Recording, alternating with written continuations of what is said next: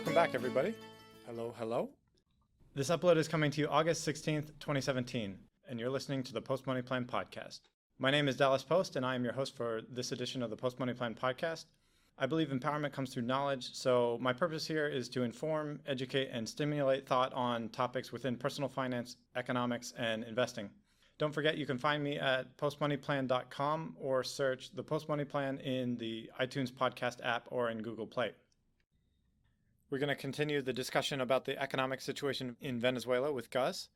You'll recall from last week that Gus is a Venezuelan living in America who still has family down there, so they're currently experiencing the economic hardships that are going on, and he has direct contact with them.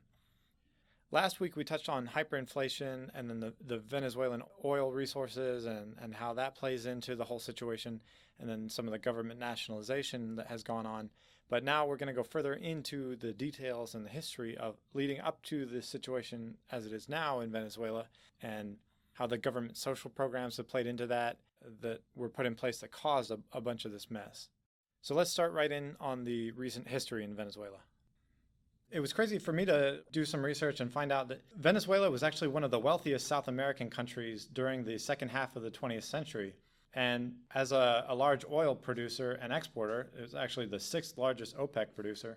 They've actually had oil collapses in the past, and we've seen the impact there and how much of an impact it has on Venezuela, because there was the oil collapse in the late 80s that created really high inflation. Back in 1989, Venezuela had 80% inflation, and economic instability created a breeding ground for social unrest.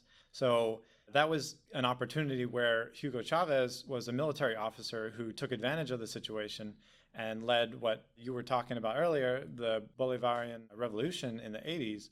That was back when he tried the coup d'etat in 92, but failed and was actually thrown in prison. And it's crazy when you read into history and find out people like Hitler, he tried a coup and was thrown in prison. Eventually he gets out and then is the leader of the nation. And that's the same thing that happened here, is that eventually he gets out, forms a political party, and is able to become the president of Venezuela by 1998. I forgot the year, it was in the 90s, late 90s, when Chavez was pardoned by the president at the time. He campaigned under making sure that a lot of Venezuelans had opportunities and we would use the oil money fairly. In the past, there was a lot of corruption. A lot of the oil money income would just disappear. And Chavez was campaigning over a political ideology of just spreading the oil income and creating social programs, helping families with education. A lot of programs that on paper just sound very good. What you will see after time is that this creates a mindset of the people just thinking they can receive everything from the government and not really realizing that, hey, it's time to produce. Not everything in life is handed out to us. I mean, again, there were some good intentions behind the plans. I think the way we went about executing, or the Bolivarian Revolution went about executing it, was just the wrong way. Stealing from people and taking away from industry and private property are things that just over time just hurt every country. Yeah, that's a big problem I see, is that when people fear that the government is going to nationalize their assets, and what that means is, an example of that is you're a farmer and you produce crops, and then the government comes and says, we need the crops to share with the people, so then we're taking your farm from you. That then scares everybody from becoming a farmer, because why are you going to spend your money to then buy the farm that they're going to take from you, and then you only get maybe a little bit of portion of corn back? So that scares anybody off from actually trying to own things and produce things. So just taking it back to what I was talking about with Chavez, he ended up holding the presidency until his death in 2013. So he was in power for about 15 years and had time to institute a lot of policies and changes in the Venezuelan economy. And while he was in power, he enacted a lot of the socialist policies that you were talking about, like nationalizing major private industries and controlling food production through efforts called Bolivarian missions. The missions were basically these social programs that were launched starting in 2003, and there were different sub-programs within that were supposed to provide social justice and welfare to people and fight poverty by providing things like free medical clinics and food and housing subsidies, educational reform. there were all these different types of missions, and on the surface, they sound great. It's like, oh, yeah, well, like who wouldn't want better education and free medical clinics and things?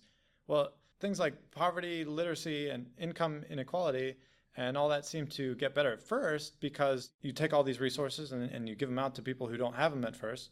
The problem is if that's just funded by record high oil revenues, which you had in the late 90s and early 2000s, and then all of a sudden you don't have that anymore. You don't have the money to just fund all these infinite programs. The money has to come from somewhere, and that's an important economic lesson.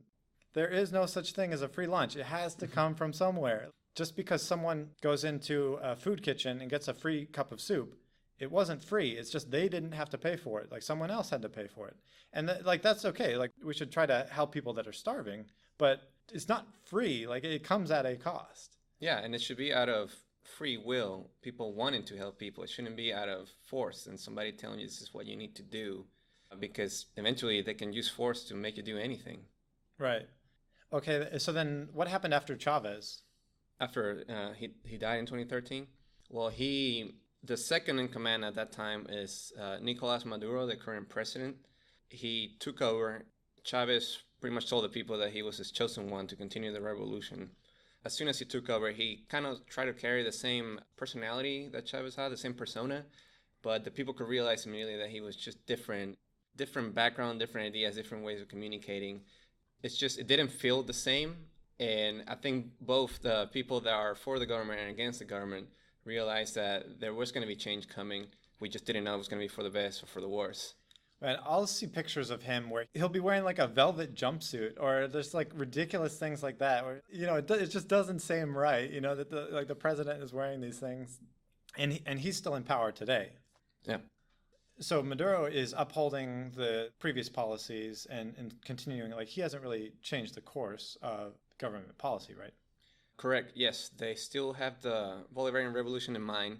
What we've seen in the past 3 to 4 years has been he's been polarizing it even more. He's realizing that the party is losing its power and its grasp on the government.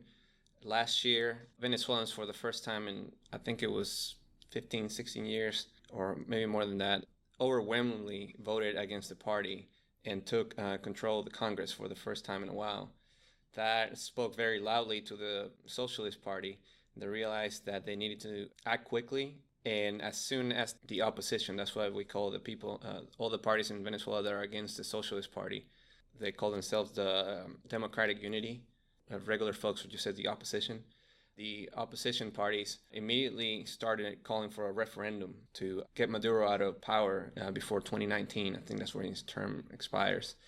We've been hearing excuse after excuse and the Constitution being trampled over and just violated left and right. For his party, they're doing everything they can in their power to avoid this election from taking place because they know that right now, with the people being hungry, they would lose immediately. Which, just on a country philosophical basis, the foundation of how you run and operate a country and what people across generations can agree on is based on having a constitution, laws and things that people look to that transcend generations and opinions, that people say, oh, this is what we all adhere to and will abide by generation after generation. And so when you have someone that consolidates power and then just says, forget the Constitution or forget all these things and we're going above it, you're superseding the law and saying it only applies to everyone else and not to me or whoever's in power. That's a very, very dangerous thing. Yeah, that's right. Like in Venezuela, we have, I think this is the 5th or 6th Constitutional Assembly. When Chavez won, he immediately rewrote the Constitution to empower the Bolivarian Revolution. What's kind of ironic now is that same Constitution that he wrote is exactly what the opposition party is using to demand that he give up power constitutionally. And now that he sees himself on the other side, in the losing side of the story, he's trying to do whatever's possible to rewrite it. I don't know if you've seen, but recently there's been protests for over 100 days now. Close to 100 people dead, most of them students, that have been on the streets every day to have the elections being held and hearing the voice of the people. They want the Constitution followed, and the party is doing whatever they have within their power to avoid going to elections at a time.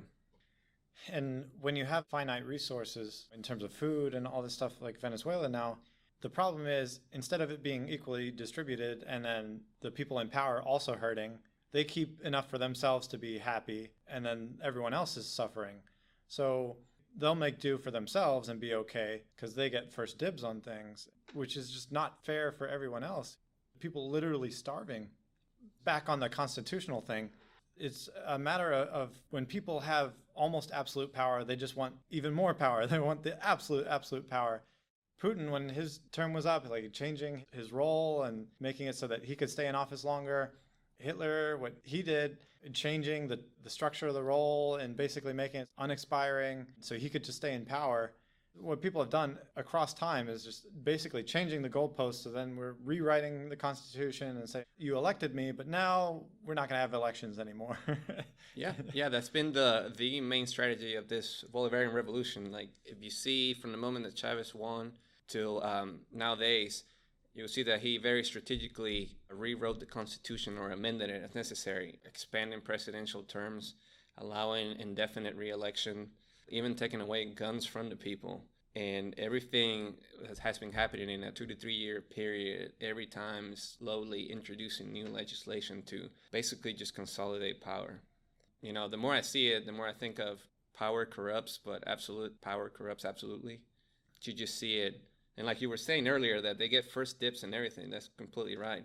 There's actually websites and text messaging chains going all over the place that just show where Socialist Party, their relatives, where they live. And, you know, they live in Miami. They live in Europe, Spain, Italy.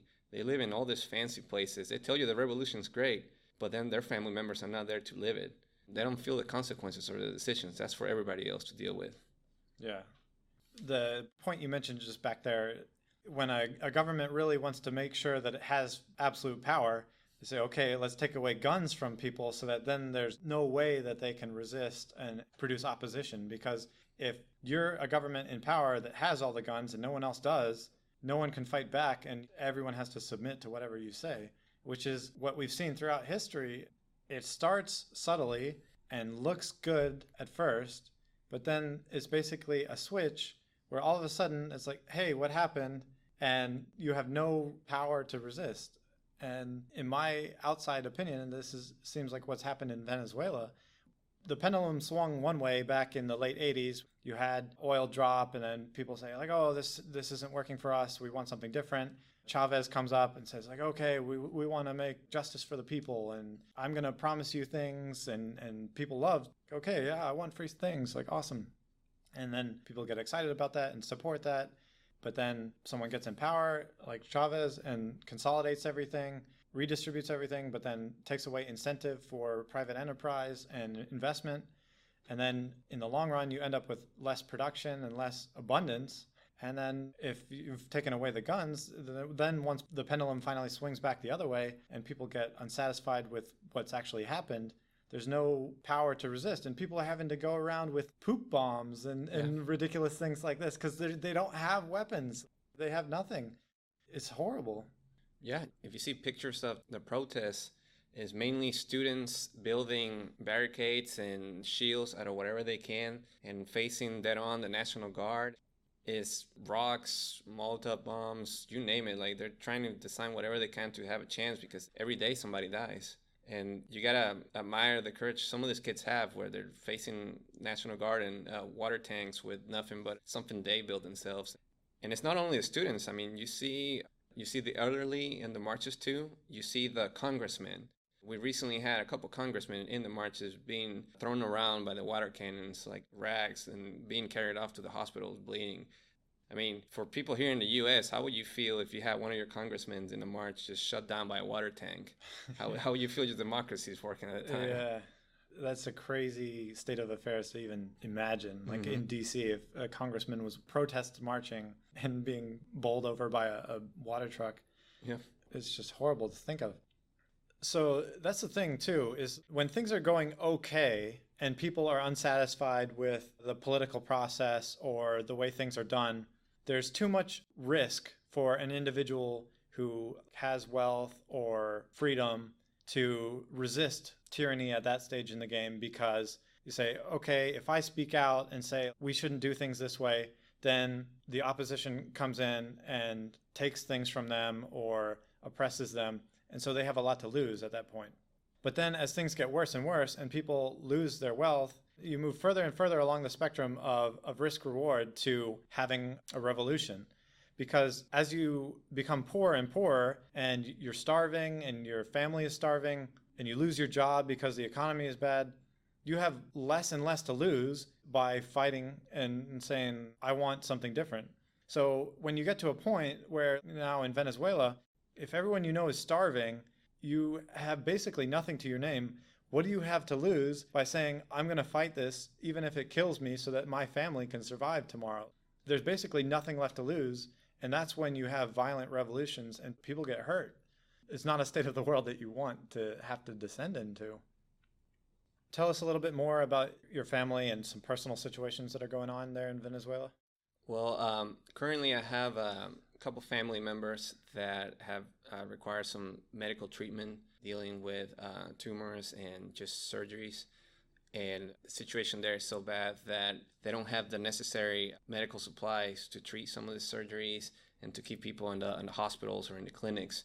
So it's very common for us to just receive requests, urgent requests for medicines that is needed. And you can talk to any Venezuelan outside of the country, and they'll get regular text messages saying, we need such and such medicine to treat somebody urgently. Please spread this along and help us out if possible.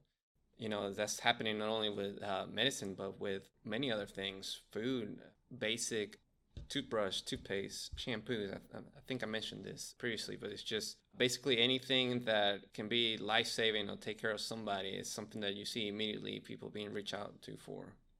If we ever take for granted to think that you can go to like Walmart and pick up a toothbrush and toothpaste and all these things for $3 and have such abundance, to take that for granted is such an error on our part.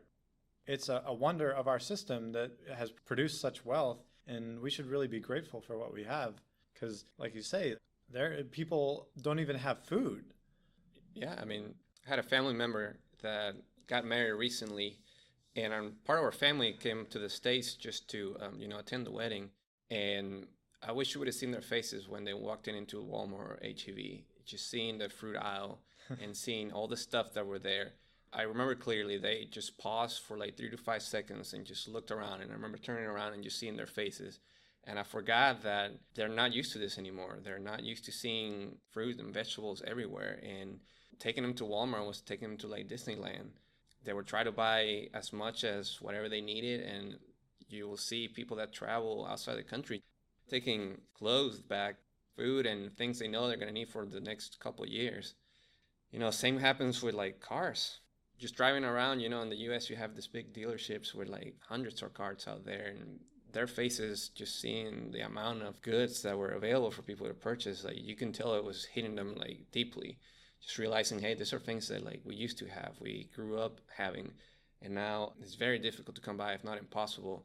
And they know in their minds that like for our children, it's pretty much going to be impossible for them to have these things. And it's a very humbling experience, and it makes you really think of the promises of what a socialist government usually gives you versus the actual reality. And, having a couple of generations of hearing what was promised and actually living the reality and the failed promises is very humbling experience, just to see their reactions and just how affected they've been by everything. It's something that, as a Venezuelan, I don't wish this upon anybody, any country, nobody. If we try to look at the positive side of this socialistic experiment we've been having right now, is that when Chavez won, there was a lot of countries in South America that quickly followed with a socialist movement. And slowly, little by little, all of them have been going back towards a more right-leaning government. And a lot of the ones that are currently about to have elections, they're pointing at us as an example of why they shouldn't have a left-leaning government, why they shouldn't have a socialist movement. They say, no, hey, Colombia is one of those recent ones. There's a candidate there that's been promising, he sounds more left-leaning socialist movement, and there's a lot of Venezuelans in Colombia, and they know exactly, they're a brother country and nation, and they look at us and they say, no, hey, we don't want to go through what they're going right now, so we're not going to be voting for this guy.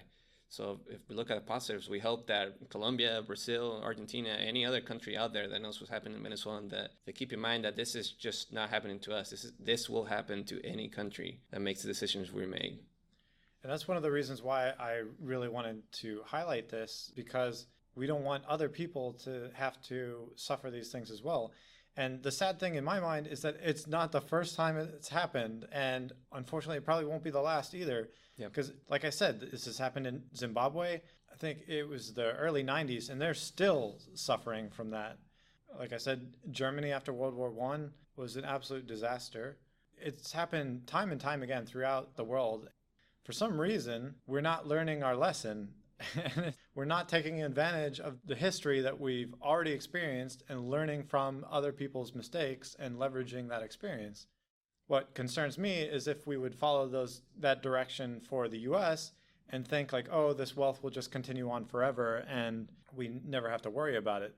Because even the great empires like the Roman Empire fell apart from much the same reasons. As you overextend yourself and think you're invincible and spend yourself into debt, and then eventually you can't pay for things and you debase your currency, which they did even back in the Roman times, putting less gold in the coins. And eventually the government loses its power because you can't convince people to do things, because money is how people are convinced to do things.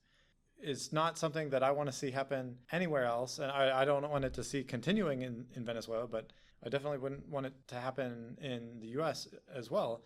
And for people to talk so badly about the abundance that we have in the US is like, we should not waste. I think we definitely should not waste, but to not appreciate the wonders of how you can hop on your computer and order on Amazon something that comes to you next day shipping is such an entitled, spoiled attitude to have, to not take that with such gratefulness and thankfulness because of the amazing system that we have.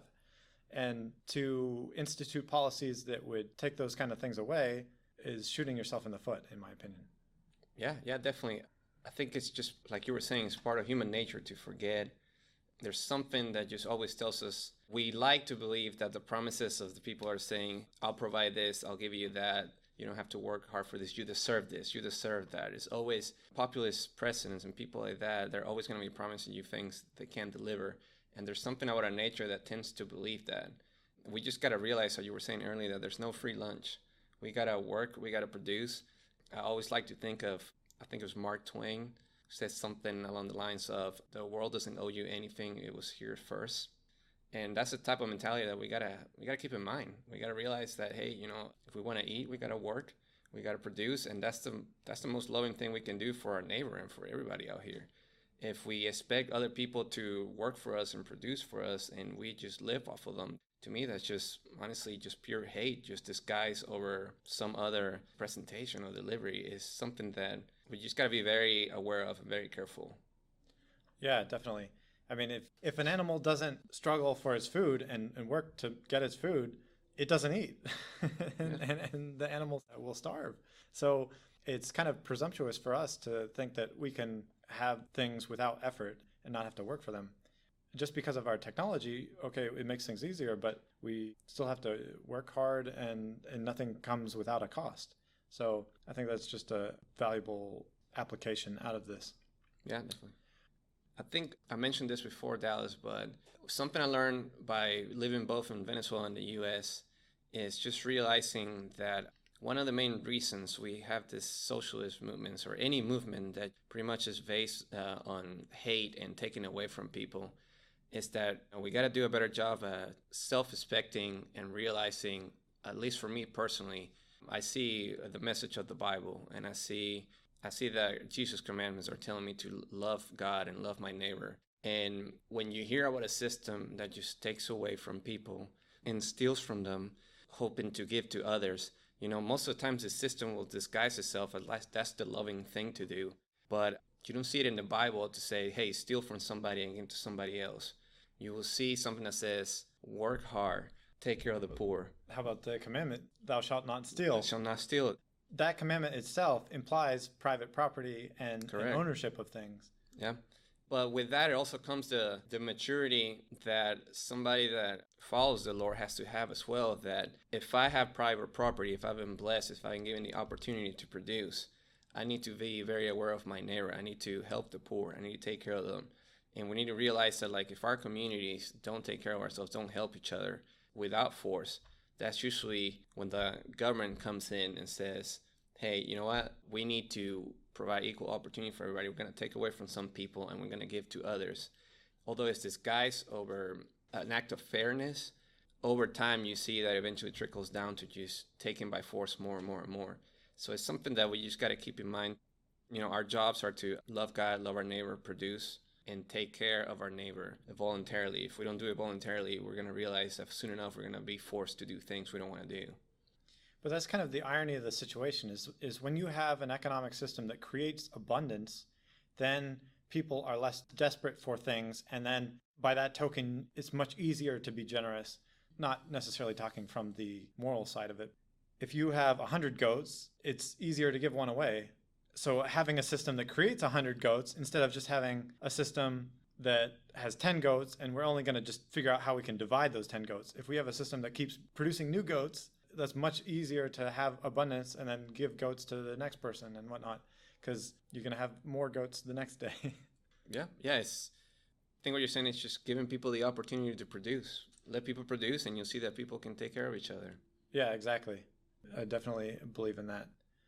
So let's go ahead and cut it off there. I want to thank you again, Gus, for coming on the show. Yeah, my pleasure. Thank you for having me. And if there's updates that happen with Venezuela, you'll have to let us know. Will do. Thank you, Dallas. All right. Thanks for listening, and catch us next time on another episode of the Post Money Plan podcast.